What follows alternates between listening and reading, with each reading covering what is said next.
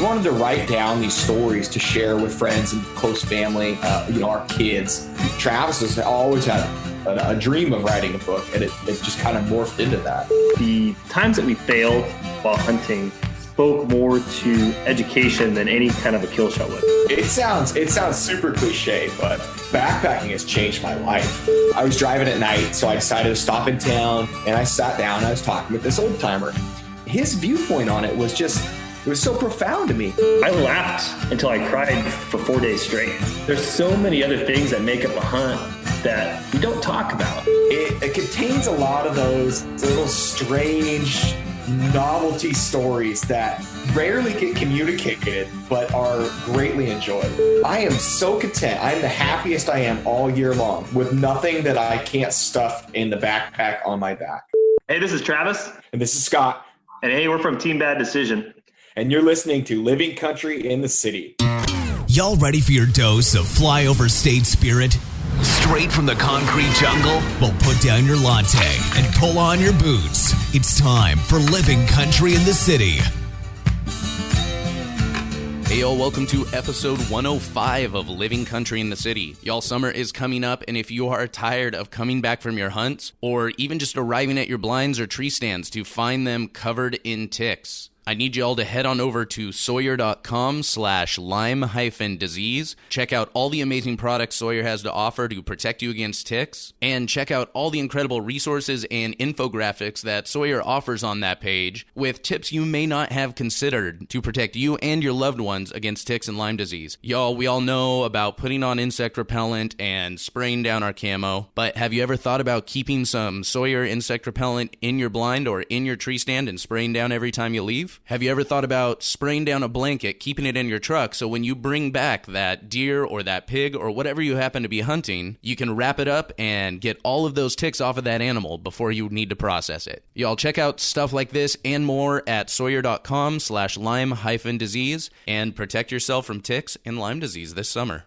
Also, y'all, just a reminder, as I've been telling you week after week, Living Country in the City will soon be rebranding to the Wild Initiative, so keep an eye out for that. Got some exciting stuff coming down the line with that rebrand. Also, if you are looking to start a brand, start a podcast, or just upgrade that online disaster you call a website, make sure y'all hit me up. I've been doing a lot of website design and branding work with different outdoor companies, and I guarantee that I can find a way to get you something that you're happy with that will hopefully get you some new business. So check that out on my website at livingcountryinthecity.com/website-design. All right, y'all, on to today's episode. Today, I have Travis and Scott with Team Bad Decision. Y'all, I was introduced to these guys by my good friend, Brittany. If y'all haven't heard of them, make sure you go follow them on Instagram. They have an incredible story to tell. They recently released a book that is a fantastic read, y'all. And these guys are a ton of fun to talk to. So I hope y'all enjoy episode 105 with Travis and Scott from Team Bad Decision. All right, y'all, here we are, another episode of Living Country in the City. I am here with Travis and Scott from Team Bad Decision, which is a name I absolutely love because it speaks to my personal hunting experience. I'm not sure, guys, how much of my show you've checked out, but I have two solo episodes that I've done, just that are just me talking.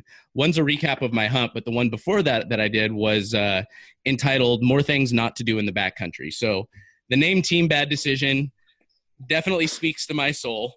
Guys, thank you so much for hopping on the podcast with me today. Hey, no, thanks for having us on. So want to start out with, just for each of you, maybe a little bit of background. How did you get introduced into hunting, the outdoors? How'd you get your start? Well, my start, it was pretty young. I was sitting around in a duck blind with my dad when I was, 3, 4, 5 years old. And then we started doing a lot of upland hunting, all the way up through high school and stuff like that. I didn't really get into big game hunting until I was in my late teens, early 20s. And most of that stuff was like family friend camps, elk camps, and deer camps. It was a lot more beer drinking and back to camp by 11 a.m. watching satellite television than anything. But we had a little success, and that kind of stoked my fire. And then in 2013, I met Scott, and we started deciding that we wanted to hunt the backcountry, and we've been doing that ever since, almost exclusively, really. So awesome. And Scott? Yeah, for me, I didn't grow up hunting, so it's something I kind of took to as an adult. I kind of like Travis, started out with friends and family on some front country hunts, and then I went on my first backcountry hunt in 2012. The next year I met Travis, and it was just, we just kind of fell in together, and we got along, worked good in the woods together, and had a little success, and then a long downturn of failure. And it's finally started to kind of come back around. No, that's awesome. So this is a question I've asked, I think, once before on the podcast, and I talked with a lot of people, and I ask them this question in person, and I always find the answers, they're always so different and so interesting and I bring it up because you mentioned, front country and back country. What would you say your definition of what makes the back country for you? What's the difference? You say back country, front country. What is the back country? I think Travis and I have slightly different definitions on this, so we'll let him go first with his. Yeah, I kind of define it as somewhere where you're packing into, where you're getting away from the road, and you're not heading back to a truck camp at night. You're packing your ass into the backcountry and a couple miles and hunting from there. I'm not sure exactly where Scott's definition changes, but we've had a couple different conversations, because there's other places that you can pack back and pretty far, and that I don't think I would still consider that the backcountry. I mean, we like to get up into the alpine. We like to be in the high mountains, and that's kind of what at least I define as the backcountry for me. So you'd say definitely backpacking in is a definition of the backcountry. You got to get in there. You're not driving in. And it leans a little bit more towards the alpine, the forest, the trees, the mountains. Okay. Yeah, definitely. What would you call the backcountry, Scott? That definitely fits. But in addition to that, it's places that you can't drive into, places that you can't, ride a four-wheeler into. Typically wilderness. You're not going to make it back to a base camp that night, that kind of thing. You're going to be living off your back, or, people get in there with stock as well, but essentially places you're not walking in and out of every morning and every night. Somewhere where you have to pack whiskey instead of beer. That's probably the best way. That is perfect. That's perfect. Oh, I love it. I actually been talking with Stillhouse Whiskey, funny enough. I don't know. I should probably make them pay for a mention on the podcast or something. I don't know. But I just find their slogan is so incredibly clever that I have no problem mentioning it. It's an unbreakable spirit.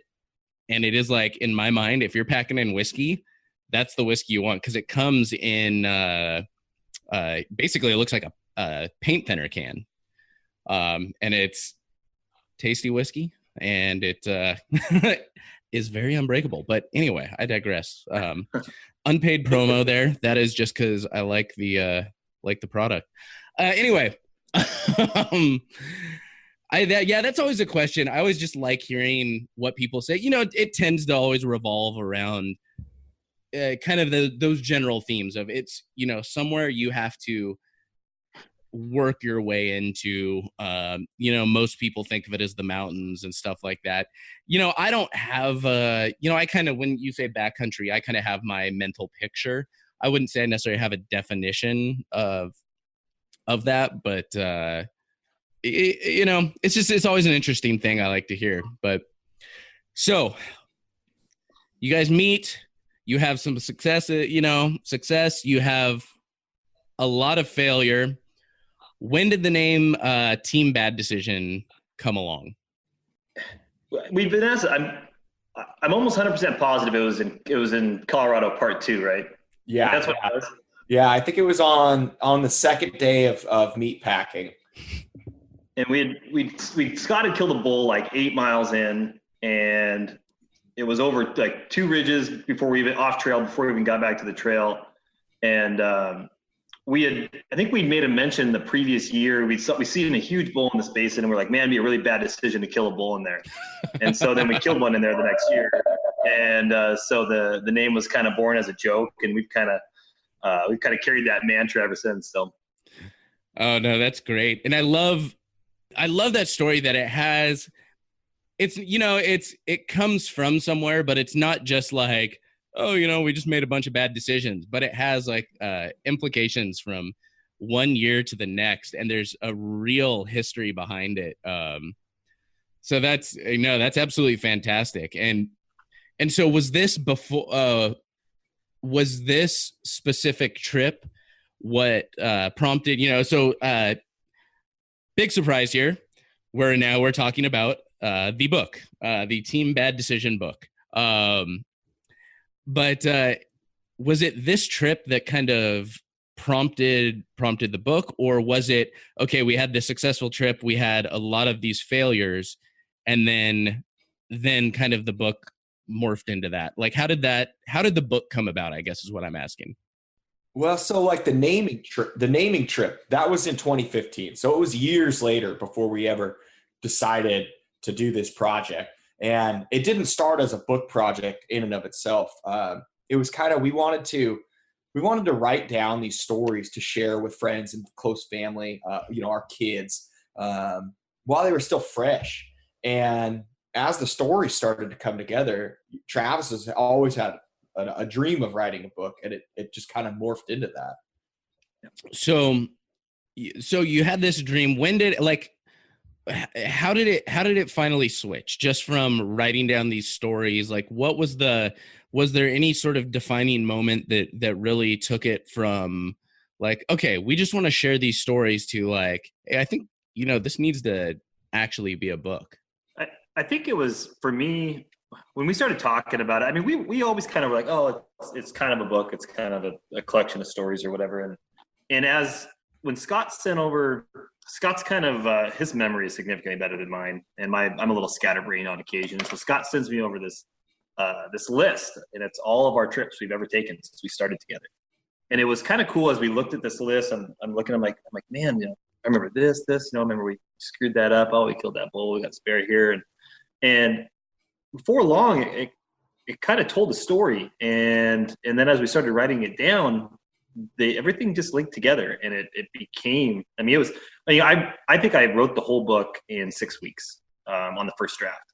And it was pretty apparent right away that it was going to be something that was different than we originally anticipated, and something that we were pretty excited about. And then I think we were waiting on editors mostly. That was the hardest part, was waiting on other people. But it was 6 months, I think, from start to finish when we got that book done, and it ended up pretty cool.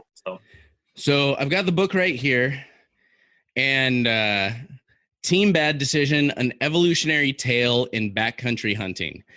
And we were talking earlier, and I kind of mentioned I got a digital version last week, I want to say, is when we started talking, and then got the book a couple days ago, and I just started in on it. Got through the prologue, and there's a lot of stuff that speaks to me in here. Stuff I've talked about, stuff I really identify with. But what how would you describe what this book is about to someone? You're presenting like, hey, we wrote this book, and they're like, oh, what's it about? What would you tell them? I've had people ask, well, what's your book about? It's about backcountry hunting. But if people want to probe, they really want to know what it's about. I would say it's a book on education of perseverance and being able to overcome obstacles that you face when hunting, and stuff that maybe, especially a lot of new hunters, they take a look on social media today, or they watch their favorite outdoor channel show, and they see guys that are filling tags, in what appears to be a day and a half and having no problem doing it. And that's just not the reality of the situation. And so I think it's important to portray what I consider to be a truth as in hunting, as opposed to some of the stuff that is portrayed today, which is a little bit edited and a little bit unrealistic, I think, for most people when they step out their front door. That's something I've talked about with a few people on the podcast. That's very important to me personally, and I think there's a bit of a move towards it. Is authenticity and that holistic telling of the story, because one, it's beneficial to us for bringing new people into this hunting lifestyle.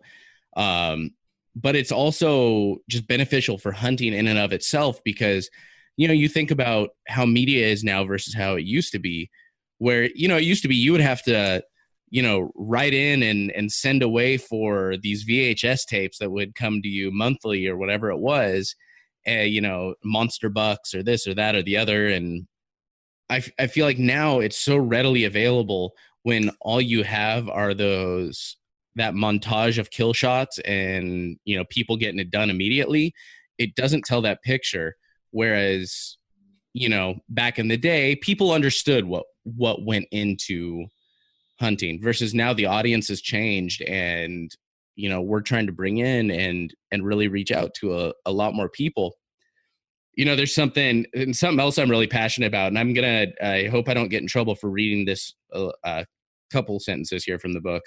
Knock yourself out. This is one of my favorite parts. This is what really spoke to me.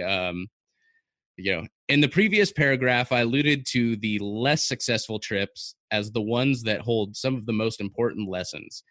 I will readily admit that while writing about oneself, it is sometimes difficult to not gloss over, or at the very least, downplay the mistakes or errors that seem so obvious in retrospect. I will do my best to avoid this trap. I appreciate that so much, because like we were talking about, that authenticity is so lacking in a lot of big hunting media. That is one thing I promised myself from day one when I started, I guess, putting this out, was I'm like, I have to be 100% authentic. I'm not gonna, when I screw up, I have to promote that just as much as when I'm successful. Hence what we were talking about earlier, a whole podcast entitled More Things Not to Do in the Backcountry. But I appreciate that so much, because, when you're trying to reach out to new people and they are not successful immediately, or they can't find an animal, they can't hit the center of that target with their bow, they can't figure out how to sight in their rifle correctly, and all they're used to seeing is kill shot and successful this, and we're so badass that, they're going to think they're not cut out for this. And that is so far from the truth. So, just from that alone, I want to give you guys a huge kudos for being willing to share those stories. So with that, it sounds like, from kind of what I can see, it sounds like a lot of this book is actually more dedicated to the failures than to the successes. Yeah, I mean, that we've got success as well. Because I think the success is end up being sweeter and more rewarding because of the failure. I mean, because we went through the shit, we went through the mistakes, but I think that the times that we failed while hunting spoke more to education than any kind of a kill shot would. I mean, you don't learn as much about an animal. You don't learn as much about what not to do in the future. And I don't think anything increases your chances of success more than learning from your own failures. And I mean, that's an old life lesson, right? But it really applies to hunting. And I think people sometimes forget that. And I think it's important to pass on the mistakes that I seem to have made more than Scott, in all truthfulness. But I think it's important to talk about those, and so people can see that other people make mistakes and that you can learn from them and then be successful. So what would you guys say, what were some of the big learnings, and I don't want to totally steal the thunder from anyone, to buy the book and learn the story, but what would you say are some of the big learnings from, maybe the start of this journey to not the end, but to where we're at currently? Gosh, I would have to say mental toughness. It took a while to realize that although you thought you were doing a good job and being tough on the mountain, that's not a fact. Proficiency with a weapon, be it rifle or bow. If we had been on the level that we're at currently, there'd definitely be a lot more animals on the wall. Sticking with the hunt to draw it back to the mental toughness thing. There's hunts that we really wish we could get back because we left too early. We got to a mental breaking point and we packed it in for a million reasons. I mean, yeah. I don't know what else what do you got, Trav? As far as you're talking about, as far as like lessons learned from our mistakes. That's pretty, that kind of hits the hammer on the head of the nail there. Especially mental toughness. I mean, I think you said something there, Scott, that I haven't heard you really say before, but we thought we were tough at one point. And we did some tough stuff. I mean, we did things that were hard and stuff like that, but man, we were not as tough as we thought. And you have to learn how to do that. I mean, just like anything else, you got to learn how to persevere through stuff, and you got to experience, 30 hours in the tent to know if you can do it or not. And then the next time you spend 30 hours in a tent, it's not nearly as bad as it was the first time, but just make sure we have extra whiskey to. There you go. Well, whiskey can definitely help build that mental toughness. Well, as far as the, I say we weren't tough, and I'm not talking about, climbing big mountains and knocking out mileage and carrying heavy packs. It was being able to stay on the mountain for 4 days without seeing an animal. And then, then weather rolling it. And now it's been more days with no animals, and you just got to stay. I mean, I think our spring bear hunt we just run, that's a pretty typical issue of having some serious weather and lack of game aversion. We were in an area where we could see, what'd you say, 10 square miles? I think it was 9 square miles in front of us of premier game area. I mean, this is premier deer, premier elk, and we were not seeing deer or elk first thing in the morning or right at night, and it was frustrating. But it was 90 plus degrees during the day in the middle of May, and everything was basically feeding all night and sleeping all day, and kind of like we ended up doing actually eventually. But it was sometimes tough to even want to stay up there, because you start second guessing yourself, and you're like, is this the right plan, or should we move locations, or do we not move locations? And I don't know if we have the answer or not. I mean, we've done both and been successful both ways, moving locations and being successful, and then staying and sticking it out. I don't know, but like I said, it's a new learning experience every time we walk out the front door. So, I mean, talking about mental toughness, and really the importance of building that, do you maybe have, you kind of touched on a little bit there, do you maybe have examples of when maybe one hunt that you guys went out on where you didn't really exercise and didn't really have that mental toughness, and you feel like you really could have been successful if you had stuck it out? And then on the inverse, maybe talk about a time when you wanted to quit, but you guys stuck it out, and because of that, you were successful. I'll take the second, Scott, if you take the first. I'll take the first. So we had like 7 days planned for a high country deer hunt, and we packed into an area that we'd scouted all summer, and we'd had some bucks on camera, and I still hold that it was a good area. But the day we got up there, it was pretty hot, and I think we did some stupid shit, like skylining ourselves too much, and then we had to walk down in the basin to get some water, and we probably weren't stealthy enough. But then Mother Nature threw us a bone and threw us a 2-day storm. And instead of sticking it out the rest of the week, we went home. And I feel like that storm would have undid everything that we screwed up with, with noise and scent and presence. And if we would have just hunkered down and then finally waited for that thing to break and just, snuck into a glassing location, I really feel like we could have had some success there.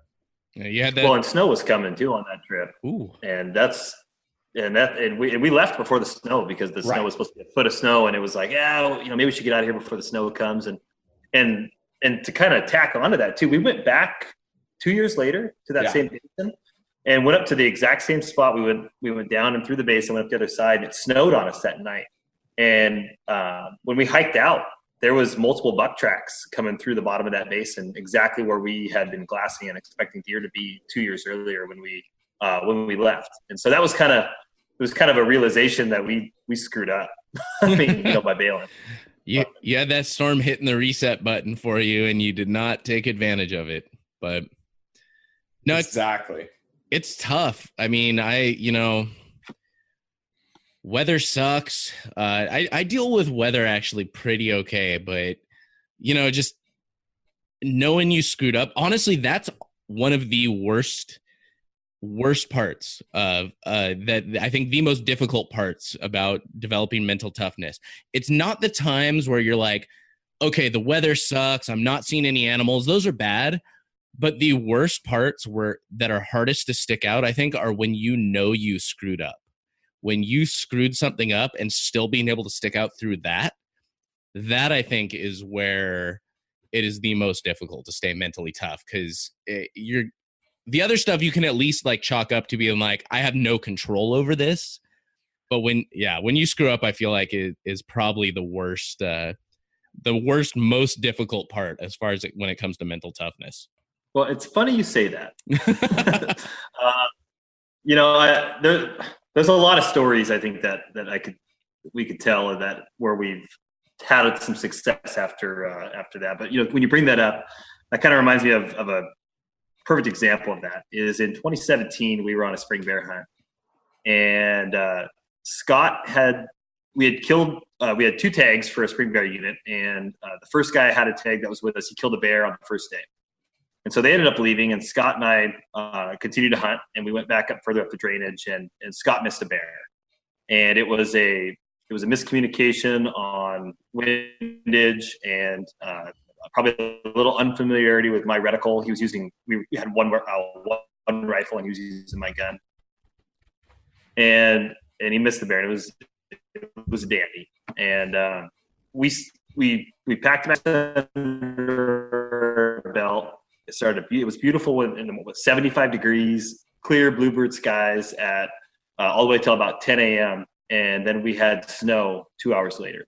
And so we had to sit through 6 hours of rain, snow, hail, sideways wind, sheltering underneath the tarp. And in the exact same spot that Scott had missed that bear, right at 5 o'clock, this blonde popped out, and Scott was able to capitalize. And that was a pretty cool moment, being able, coming back from the mist, dealing with weather all day long, and really our own education. I mean, we've learned that, we pack a tarp now in the spring because it sucks just sitting out in the rain for 6 hours. So we bring a tarp, and that's made things, you get smarter, and that was a pretty cool moment, and killing that bear. So. No, that's awesome. And it's, there's nothing, like I said, that's got to be the most tough aspect of, I guess, developing mental toughness is dealing with those failures. But there's nothing more satisfying than to come back from. Weather's one thing, like I said, not seeing animals is one thing. That's really satisfying to come out of a situation like that. But when you miss an animal, when you spook something, whatever it is, coming out of that and being successful is got to be, it's the most satisfying thing in the world, I feel like. Well, it's redemption a little bit. Yeah, that whole experience was, it was a really triumphant moment for us to start that hunt. Travis didn't really touch on this. We'd hunted this unit a few times, but the area that we went into, we had never hunted before. We'd never even looked at it because we had the other side down pretty well, and seen a lot of animals in there, but the snow held on really long. And so we couldn't access it at all. It was still full on winter up there. So we went into this area totally blind and ended up killing 2 bears in 48 hours. That's amazing, man. I especially with the bears, man, that's such a I want a bear so stinking bad. That's one thing that before I had even ever started hunting, I remember looking up, I've told this story before, looking up regs and thinking to myself, like, holy crap, man, hunting a bear. That's like the epitome of being a dude right there, bear hunting. So I've been out, I've had multiple bear tags. I've only ever legitimately gone bear hunting once. I had also had one on my elk hunt. I'm not sure if that really counts, but yeah, no, but that's awesome. And I love hearing about those successes. So what else can someone picking up the book, what else can they expect as they go through and start reading the story about y'all? I see here, where is it in the I also love this part. I'm gonna enjoy reading this, but I definitely love the author's note. Hard work, whiskey, wine, failure, success, failure, harder work, fun, mental highs, brotherhood, lows, weather, injuries, rabbits, whiskey, real, bad decisions. What can we expect going into the Team Bad Decision book? Well, we've had there's quite a bit of humor in there too, and it's some of it's self-deprecating. But we found ourselves in a lot of situations that are almost the definition of type 2 fun, right? It didn't seem very fun at the time, but seemed pretty awesome in retrospect. And a lot of those situations didn't need to be as hard as they ended up being. I popped Scott's pad on 15 minutes into our Colorado elk hunt. Sometimes we make things tougher on ourselves, and that whole scene, I try to do a pretty good job of laying that scene out in the book because it was pretty comical. Was it now? for me. No, so here's the question. After he pops your pad, did he volunteer his pad? That's the big question. So here's the worst. He did. Here's the worst part about it, though. So this is 2014. So I had the brand new Big Agnes Q-Core SL. Oh. Big, nice, thick, quilted jobby. And he's still running a Thermarest Trail Light or some little... He's like, no. He's like, I'm tiny good. Foam pad. I'm like, here's mine. Here you go. I got this. It was wrapped around my Amazon package. Enjoy sleeping on it. Seriously.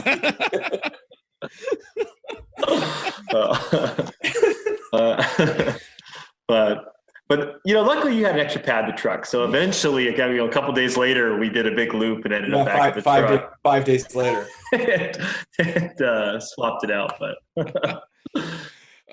But there's little nuggets of humor like that sprinkled throughout, and it contains a lot of the little incidental stories that if you're a guy that's gone on, or a gal too, that's gone on week-long hunts with friends, it contains a lot of those little strange kind of novelty stories that rarely get communicated but are greatly enjoyed.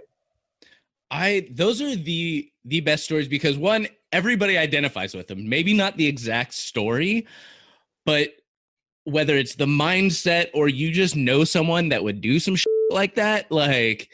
Exactly. I mean, you guys talk about hunting Colorado, and this last year was weird as hell in Colorado. I'm with you on that because I did a backcountry hunt and that was supposed to be total, war zone with elk, and yeah, we saw 3 cows the entire time, maybe a bull. I'm still not convinced. But we're back there, I'm back there with my buddy Kelvin, and we're at the point of the hunt where it's getting a little like, we're getting a little crazy because we haven't really seen much, and it'll be hot and then it'll be freezing and it'll, who knows what's going on. And at one point we're walking back to get, have an actual meal, and we weren't seeing anything, and we're like, okay, we're going to go check out this clearing. So we get to this clearing, nothing there. We walk out into the middle of it, and he's like, hey, I'm like draws back and like, hey, I'm going to shoot this arrow up just straight up in the air. And I'm like, ha, ha, ha, really funny. And he pulls back and looses the damn arrow straight up. And of course, like, I'm in immediate panic mode. I don't think like, okay, there's no way it's going to come directly straight down. So the safest spot is to stay exactly where I am. No, I go tearing off the other direction that I think like, okay, the arrow's not going anywhere this way. So I go running. All of a sudden, I'm kind of looking back at him, and he looks at me like, oh, he's panicking. I should probably panic too. This was a really dumb idea. He comes tearing off after me, and suddenly we're standing there like, hey, oh, that was really, really funny. Thinking like, okay, the arrow's already hit somewhere way over in the other direction. We hear that damn thing land. It couldn't be like more than 7 to 10 feet from us, the direction we were running. And it was a little more extreme maybe than than most stories, but those are the best stories that you probably shouldn't admit to, but you get a beer, you sit down for a beer with your buddies and all of those come out. Those are the absolute best ones. And so I am excited to catch some of the you guys almost won the Einstein Award this year, right? Or the Darwin Award. You're just telling me the story, and I'm terrified for you. I was looking at him like, what is wrong with you? And he was grinning the whole time. Man, a lot. Oh man, that hunt, that was an interesting hunt. But so yeah, we always say gets weird on day 3. Ooh. So that is, you know what? That is 100% true. 100% true from my limited experience. Day 3 is when stuff starts getting real weird. Yeah. Well, the strangest part about it is after you hunt with a guy for a long time, you can get that weird just on the drive there, and that's kind of terrifying. The bar starts getting lower and lower and lower from where you start. Oh man. Well, so coming into this, and maybe this is it is a little different than the question I asked before, but how have you guys personally changed from the start of this journey you detail in the book to now? What are some of the biggest changes you guys have seen in each other, seen in yourselves maybe? We're getting deep here. Well, it sounds super cliche, but backpacking has changed my life. Like, I look around at possessions and I'm like, why do I need all this stuff? Like, I am so content. I'm the happiest I am all year long with nothing that I can't stuff in the backpack on my back. No, I totally get that. And this is my shower thought all the time. Like, my brilliant thought in the shower is, after I come back from a hunt, I'm standing there in the shower. I've been, like you said, living out of a backpack for so long. And I'm like, why do I need all this? What does this, how does this serve me? How does this make me happy? And sometimes then though, I also realize I'm like, how happy would I be if I lived 24/7 in that tent? It's kind of, I feel like the misery, it's when you're comfortable and you look back on the misery, that's when you realize how happy you were. It's not always, and it's sometimes in the moment, not always, that you're like, that was the happiest moment of my life. You're like, actually, at that second, that was the most miserable moment of my life. And very accurate. I would have murdered someone for a Coke and a shower. Yeah, I would say I've had some of the backpack hunting in particular has given both ends of that spectrum for me too. Like, I've been exceptionally happy and I have been exceptionally miserable. And in fact, I wouldn't say I've been the happiest in my life on a backpacking hunt, but I have probably been the most miserable in my life on a backpacking hunt. And that was during a moment of triumph and success too. While I was listening to Scott there, I was kind of trying to think about my answer to that too. And it's funny because since we started backpack hunting in 2013, it's kind of taken over. I mean, it's my only real hobby, besides writing, I suppose. But so many other life events have happened since then. And it's cool that to me, like I've actually got an article I've been working on, and it's coming out pretty soon. It's associated with Father's Day, and I know this is going to release way after that, but it kind of made me realize that I wish I would have started doing this earlier. I mean, we started backpack hunting late. I was 26 years old when I started backpack hunting, and it's cool to me that I've got 2 kids that both my kids have been born, obviously since we started backpack hunting, and it's cool to me that those 2, and then Scott's got a new daughter, and hopefully she gets into hunting as well if mom lets her out the front door, and they're going to get to experience that their whole life. And they get to kind of build on what we've kind of started, and hopefully we can teach them the lessons. And that's it's kind of been where my thoughts have started to I don't know if I'd say focus, but more redirect lately on kind of what we're doing is we're kind of preparing the way for our kids to experience something that we kind of came to, and something that we're super passionate about.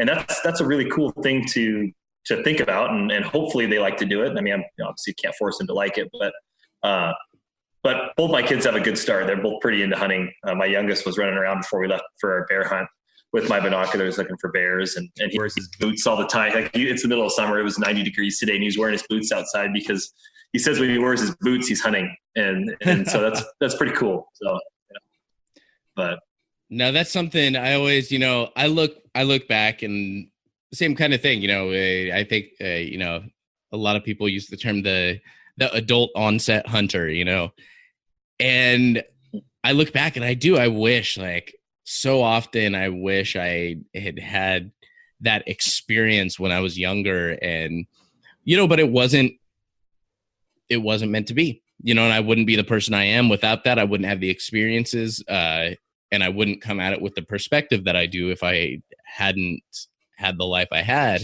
But I am excited, if that's ever going to be in the future for me, if I'm ever going to have kids, I am so stoked to be able to introduce them to the outdoors and hunting and that lifestyle from day one.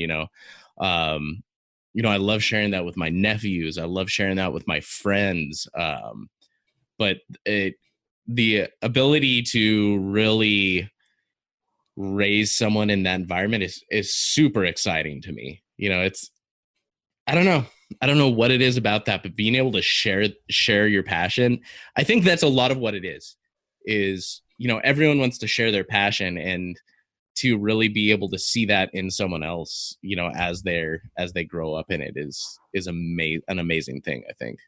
Nah, I'm totally on board. So if somebody came up to you guys and was like, oh my gosh, I read the book, I'm really inspired by what you guys have done, and I want to take my chance, in the backcountry, or I want to go out hunting and get into the outdoors. Like, but, I don't have any background in it. I don't know if I have the resources to do this. There's a lot going on here. I don't feel comfortable doing this. What would you say to that person? This is Scott's talked about this multiple times. I'll let him take this one. So, I had a conversation with a longtime friend pretty recently about this. And I suggested that he learn to hunt and learn to backpack and kind of get comfortable with both of them and find a little success with both of them before mixing the two. That would be my advice. Because if you can hunt in an area that's going to give you multiple opportunities per season to learn lessons on all your failed attempts, you're going to learn so much faster. And that's just very unlikely to happen in the backcountry. No, that is a huge lesson. And I've always been one of those people to where I'm not like the start slowly and build up to something. I'm like that. I want to do that, so I'm going to go do it. Yeah. I've always been in that mindset. And, that's something that is honestly, for the most part, has served me well. But with hunting, it's been tough. It's been real tough. I mean, I don't know how much of my history you guys know, but my first real hunt, I'd sat in a tree stand once or twice, and I'd walked around, pretending like I was looking for deer. I didn't know what I was doing. But my first real hunt that was an over-the-counter solo DIY archery elk hunt. Like, I'm just like, I've never done this before. I'm going to bomb out to Idaho with my bow and try and shoot an elk, miles from a road. It's suffice to say there was some issues with that. I will also admit I learned more from that trip than I have ever learned from any successful trip I've had. And, I would not trade that experience for anything, albeit I'd prefer not to have torn my knees on that trip, but that's a whole other story for those who have listened to that podcast. But it's definitely a lesson I've learned. And if I was to do it again, I would probably go out on maybe a duck hunt or something, or find some buddies to take me out on a hog hunt with a rifle before I decide to go chase elk miles from a road in, knee-deep snow in Idaho. But on the contrary, though, I mean, I'm assuming it didn't scare you away from hunting, right? It did not. But I kind of, pat myself on the back here. I like to think I'm a bit of a rare breed. I think a lot of people that are more tentative, I'm one of those people, like I said, I am the type of person that will jump into something with both feet and hammer at it until it works. Until it works either by I develop enough skill or I just get lucky enough for something to happen. I will be that guy that I will just keep hammering away. And that's always been my personality. Regardless of how frustrated I get, how much I'm kicking myself, how down I get about it. But I know not everyone's like that, and there may be some people that bringing it around to what the first thing we talked about, some people come in and if all they see is, somebody going out and walking through the woods in Wyoming, and they, all of a sudden a bull pops out and they shoot it at 20 yards and bada bing, bada boom, they're packing it out, and they're not able to do that. They, they may feel like there's something wrong. I saw that and I was kind of like, I knew enough to not expect it to be that easy, but I didn't expect it to turn out like it did. And, I know not everyone is going to be at that point where they're able to face failure after failure after failure. And that's just how we're built as people. I feel like, you need a little bit of that success, and that, you need a little bit of that sweetness to be able to counteract all the bitter.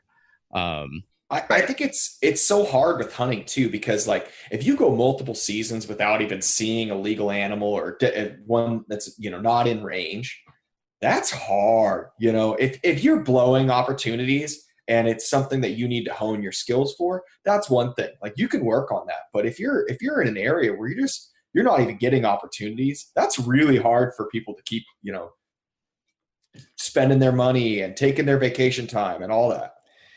Especially going out of state where it's not cheap. I mean, it's one thing. Yeah. If you're cruising an hour down the road and you're spending, whatever, $50 on your license and, $25 on a tag or something, for some places that's pretty damn pricey. But it's one thing if you're just cruising down the road and you're like, okay, I haven't seen anything this whole time, but whatever, that's, $75 and, a couple hours are, a day out of my year versus okay, I've got to sacrifice a week of my vacation time that takes me, over a year to build.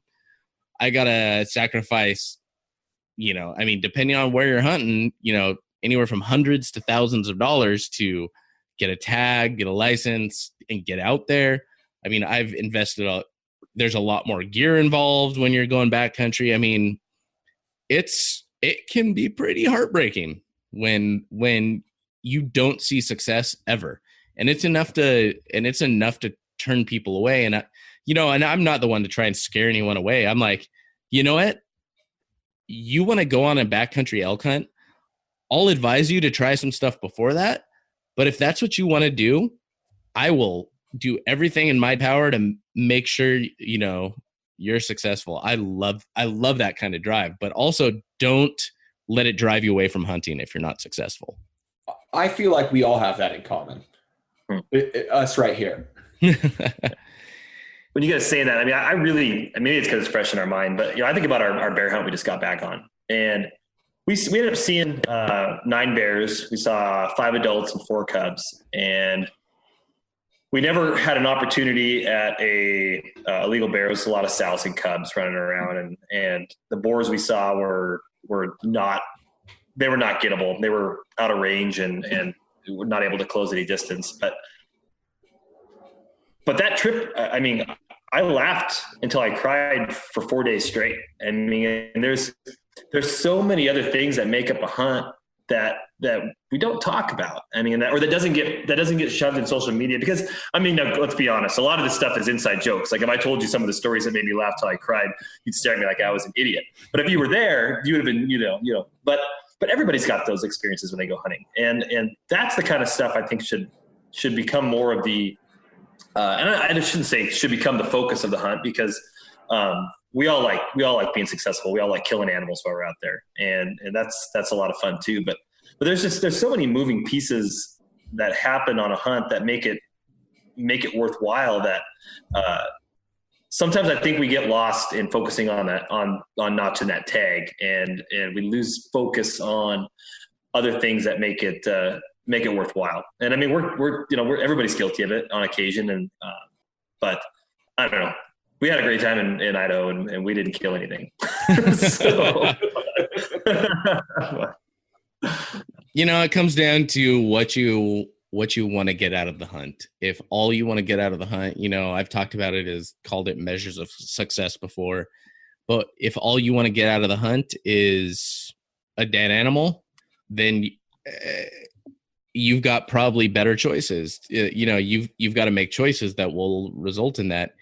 If what you want to get out of a hunt is camaraderie or the experience or, any of 100 things, I'm sure. So here's another question that I get asked all the time, and I've never asked anyone else before. What's your response when somebody comes to you and says, we've all gotten asked this question. Well, do you hunt just for the trophy or do you hunt for meat? And it's like, yes. Loaded question. I actually write about this a little bit in the book. I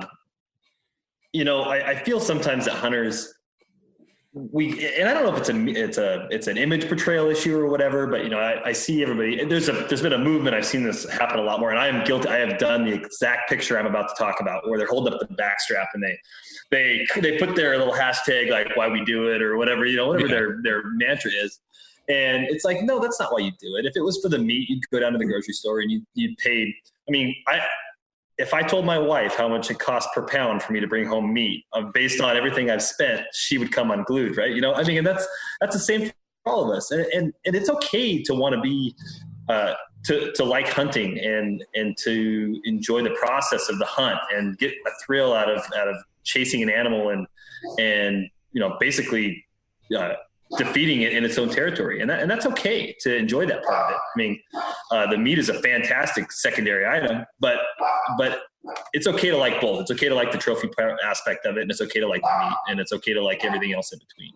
And I just, sometimes it bothers me sometimes that we don't, get pushed to one way or the other. But no, it's such a loaded question. And typically when I get asked that, my response is, how long do you have to talk right now? Because this is not this is not a binary like yes or no question here. We're gonna have a very long discussion. We're gonna talk about what trophy hunting is. We're gonna talk about what meat hunting is. We're gonna talk about the adventure. We're gonna talk about the prep. You are gonna hate me after this conversation, or you're gonna love me. But So this last year when I was in Montana, I was in between changing areas. And so I was driving at night, so I decided to stop in town, grab myself a burger, a couple beers, and I sat down. And I was talking with this old timer, and he's like, you've been, where are you from? And I told him, I'd come from out of state. And he was like, well, you've been seeing anything? And I'd seen a couple good bucks a day before. So I showed him a couple phone scope videos. He goes, I just don't know why everyone's hung up on shooting all these big old rutted stinky bucks. I shot myself a real nice doe this morning. And, I know she's going to be tender, and she was close to the road. And, I just don't get it. And I was like, well, for me, there's something to be said about, the matching of the wits, and trying to outsmart a mature animal. And I love that portion of it. But his viewpoint on it was it was so profound to me that, we do get caught up in this. And it was, I don't know, it was refreshing to hear him so excited about shooting a nice fat doe that was real close to the road. Well, I can get behind. Oh yeah. To be honest. I'll tell you, my deer this year was teeny. Him and all his friends. My deer this year, I'm looking at it right now. It's right above my laptop here. It's a little velvet spike. It may be big enough to have a crab claw if it wasn't in velvet, but that was the damn tastiest buck in the world, and I'm so proud of that thing.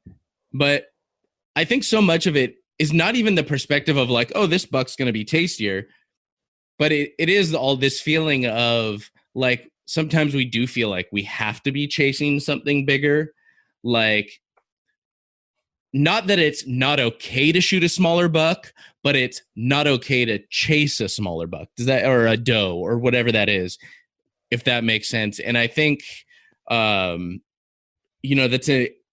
it's okay to be excited about just, wanting that doe, wanting that buck, whatever it is. I think it's definitely a shift in mindset. Well, kind of circling back to your question about advising a new hunter wanting to get into it. That's one of the very first things that I ask them is what is going to be a successful hunt to you? Is like shooting an animal with a rifle or a bow? Is either of that important to you? Is a doe, an archery doe, is that going to be successful, or a rifle doe, or a rifle cow? There's some list B tags that are around that can provide some really good opportunity if that's going to feel like a success for somebody. So kind of trying to figure out if they just want to, if they just want to have a successful hunt and kill something, like identifying that early on is a key to success. Oh, without a doubt. Well, and I think too, it's important. I mean, and I know I've probably mentioned this a couple of times. I kind of get focused on it because it's kind of a pet peeve of mine. But social media has increased everybody's idea of what a trophy is and what they should be proud of. I mean, I was on I had a draw tag whitetail hunt last year, and I missed a dandy buck, and then I ended up my wife was kind of irritated, I think, that I missed a deer. She wanted me home, and it was a front country hunt. Like, I had my trailer, and I was going back to a heated trailer in November and drinking whiskey every night. And I had an opportunity at a little basket 3-point that next day, and I shot it. And it wasn't 20 minutes after I posted my first picture on my Facebook that I got a text message from somebody saying, not congratulations, but hey, why didn't you hold out for a bigger deer? And it's interesting to me that, people need to not get caught up in that trap, and people need to make their own expectations and live to their own values, and not what the internet says you should be. You should never. I mean, I see people, I know, they always preface their picture. He's not the biggest buck in the world, but here's my buck. It's like, no, screw that, man. Like, you went out and killed that deer and be proud of it. I think that's an important mindset for people to maintain. No, I honestly, I've had that discussion before with people about, like, I know this, he's not very big. Like, to some extent, I do understand prefacing that, because you do want to say, you're like, hey, yeah, he doesn't have a big, like, you're trying to make that point where you don't want to do that, but I feel like almost calling it out makes it worse. But yeah, I remember posting about my buck, and I had some dude that was like super butthurt that I had unfollowed him on Instagram, and he started trying to talk a bunch of shit. And it was kind of amazing because he kept getting really, really, really angry with me because I kept sharing all the messages he would send me and tag him. Anyway, but yeah, like I just remember, thinking to myself, I'm like, I legitimately, and the way I ended up phrasing it was, I could go out and today and shoot, a 4-point that's tall and wide and just beautiful.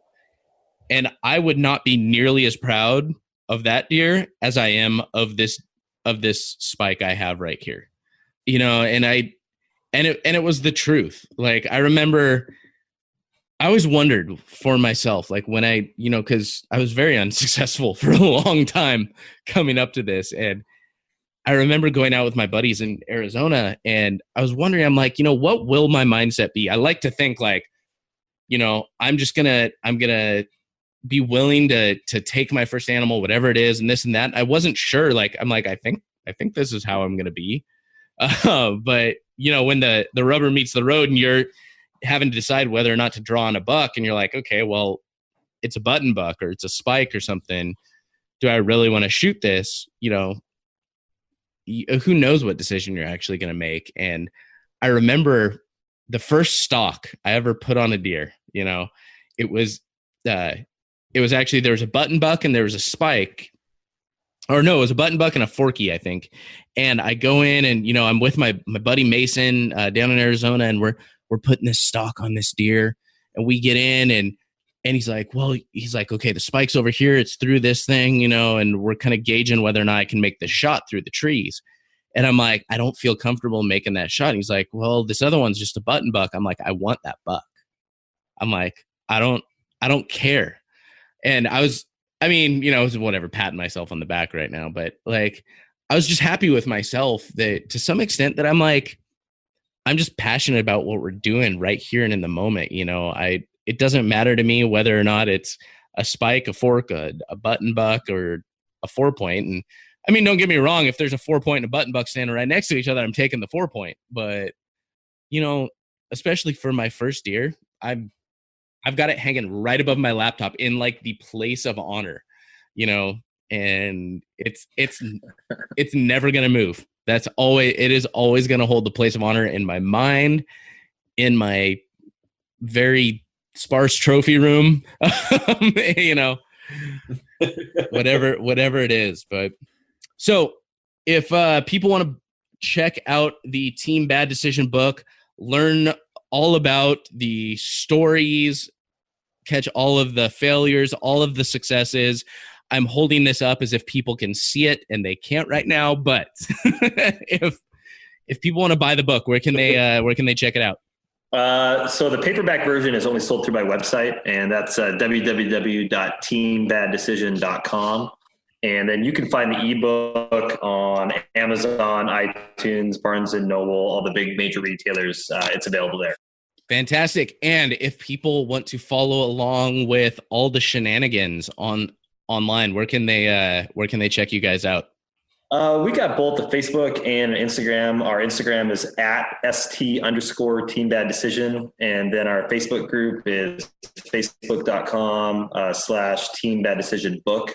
And Shenanigans is right. We've been releasing slowly the videos from our Idaho bear trip. And Scott and I think we are significantly funnier than our compatriots do, but there's still some more videos to come. So hashtag Travis Attenborough. Oh dear. Awesome. Is there anything we didn't talk about? Anything about the book? Anything about y'all's story that you guys really want to share, want to cover? I'll just say we've had some really positive feedback coming in so far from people that we're not related to. Both our moms like the book, but people other than that. You're speaking to my soul here once again. I always joke, and I've talked about it on the podcast before. My mom is my biggest fan of this podcast. She shares every single episode. I actually just posted a video of her. I walked into the house one day, and I'm like listening, and I thought I heard something from the other room. Then all of a sudden I realized I was hearing my own voice coming from the other room. And she's like walking around with her phone, listening to the latest episode of the podcast. So she's the first person to share every single episode. Yeah. But yeah, no. And I do have to give a huge shout out to Brittany Prosser for introducing all of us. She is a good friend, and I know she is a huge fan of you guys. She's the one that introduced me to the two of y'all, and so big shout out to Brittany.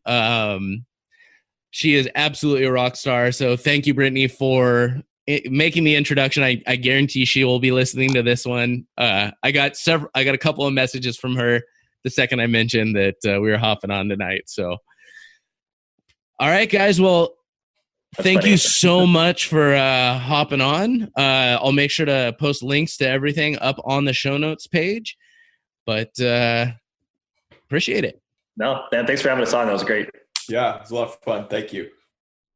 All right, y'all, that'll do it for episode 105 of Living Country in the City. Make sure y'all check out the show notes page at livingcountryinthecity.com/105. Get links to everything we talked about in today's episode. Also, y'all, Team Bad Decision is going to be doing a book giveaway. So head on over to their Instagram page, give them a like, give them a follow, and keep an eye out for that post to win a copy of their book. Y'all, make sure you check out Sawyer.com/Lyme-disease to protect yourself from ticks and Lyme disease this summer. And also check out livingcountryinthecity.com/website-design to get yourself in a new website and upgrade your branding. But in the meantime, keep it country, y'all. Thank y'all for listening to Living Country in the City. Get show notes and check out the blog, product reviews, events, and more at livingcountryinthecity.com.